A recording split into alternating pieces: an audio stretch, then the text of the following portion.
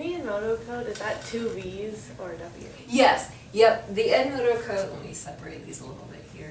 Just checking. Yeah, I'll read it for you. It is lowercase n, the number 3, and then lowercase v, v, y, q.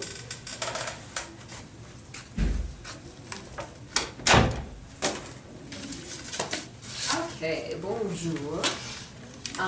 Today we're going to start on, we're actually going to skip part of the last unit because it's not really very practical. It's kind of outdated, some outdated phrases. So we're going to skip ahead to unit 5, and it starts on page 186 and 187, and it's called Bon Voyage, so it's all about travel.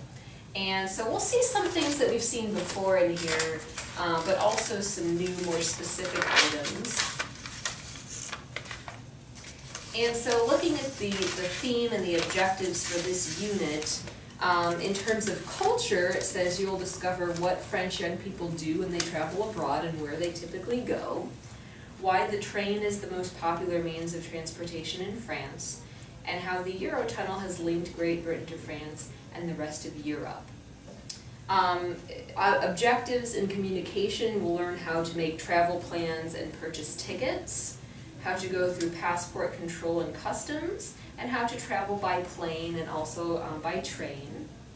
And then for language, grammatical things, we'll learn how to discuss the future plans, so we're kind of reviewing that, how to talk about future events, and then describe what you would do under certain conditions. So we're going to review the future and conditional tenses. And we saw those last year, but it's good to review all the different tenses each year because there's so many of them. So for today, to start out, I'm going to give you a reading exercise.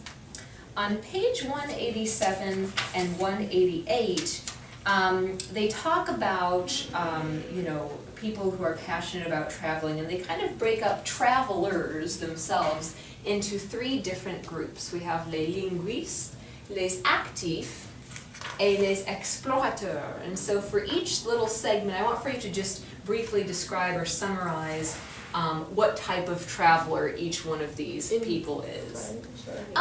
You can do it in English. You can do it in English, that's fine. Okay, and then on page 189, let's see here, let me just read this just to double check that. Yeah, on page 189, this is called Impressions d'Amérique, some impressions of America. And so here you have some French kids who have traveled to the US, and they're giving their opinion or their general impressions about America for the first time. So I want for you to just summarize in maybe just one sentence each person's perspective